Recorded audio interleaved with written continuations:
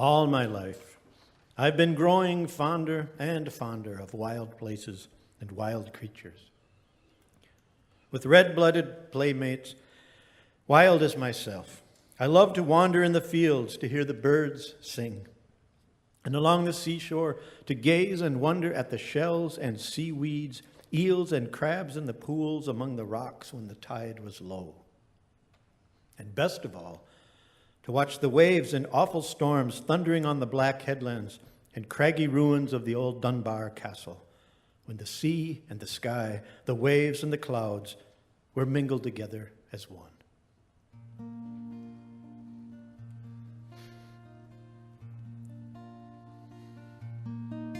We never thought of playing truant. But after I was 5 or 6 years old, I ran away to the seashore or the fields most every Saturday, and every day in the school vacations, except Sundays, though solemnly warned that I must play at home in the garden and backyard, lest I should learn to think bad thoughts and say bad words. All in vain.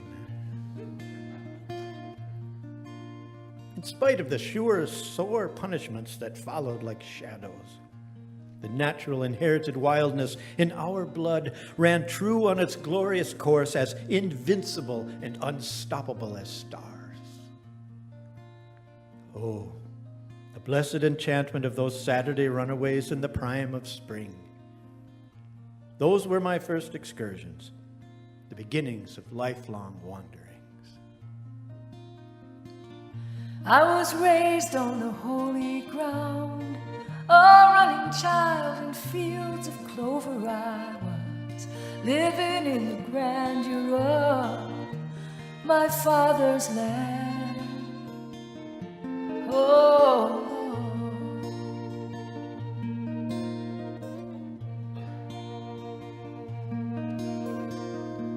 by the side of the swirling seas, I spent the days of childish wonder. Those rocks I held in my young hands, I never felt them slip away. Oh,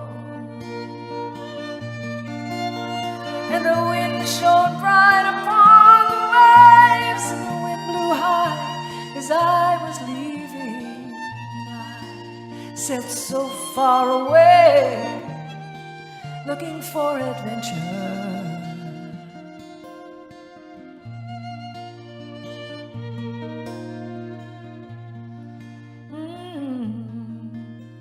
But I would not stay where the city streets proclaim so loudly man's endeavor, though music is a pretty thing in fine company.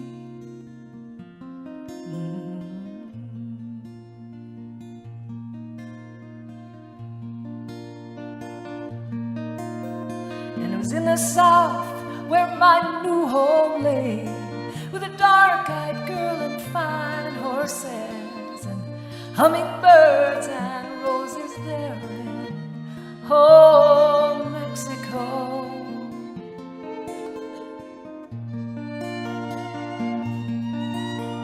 And that wilderness took my breath away, under a sun that never falters.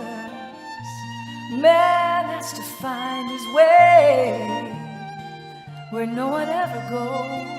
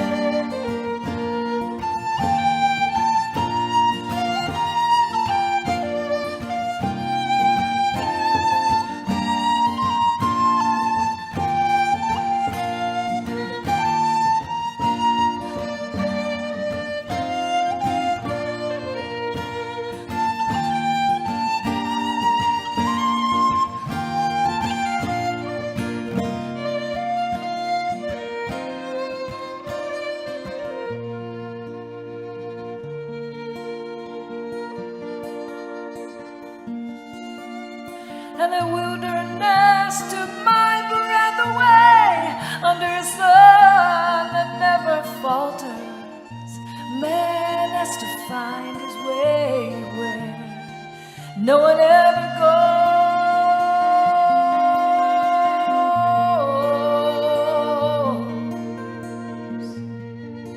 He never goes.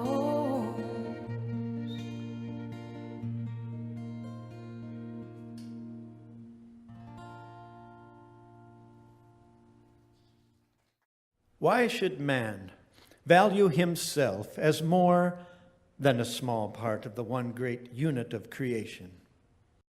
And what creatures of all that the Lord has taken the pains to make is not essential to the completeness of that unit, the cosmos? The universe would be incomplete without man, but it would also be incomplete without the smallest transmicroscopic creature that dwells beyond our conceitful eyes and knowledge. From the dust of the earth, from the common elementary fund, the Creator has made Homo sapiens. From the same material, he has made every other creature, however noxious and insignificant to us. They are earth-born companions and our fellow mortals.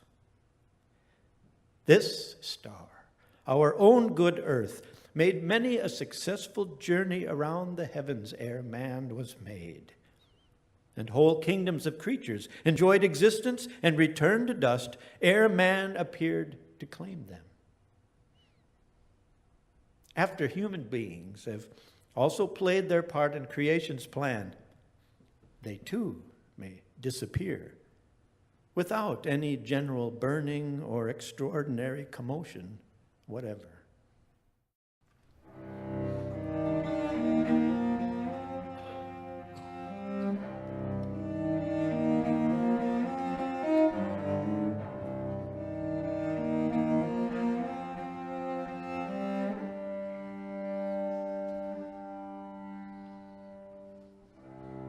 Greg's held the dragon's eye. White trout stank from lower pools. Crystal writings dimmed upon the cliffs, with none to read at midday. These temple destroyers, devotees of ravaging commercialism, seem to have a perfect contempt for nature, and instead of lifting their eyes to the God of the mountains, lift them to the almighty dollar. Damn Hetchy, as well damn for water tanks the people's cathedrals and churches, for no holier temple has ever been consecrated by the heart of man. Most people are on the world, not in it, have no conscious sympathy or relationship to anything about them. Undiffused, separate, and rigidly alone like marbles of polished stone, touching but separate. Small things blaze too quickly for you, fall too easily. Too quickly are silent.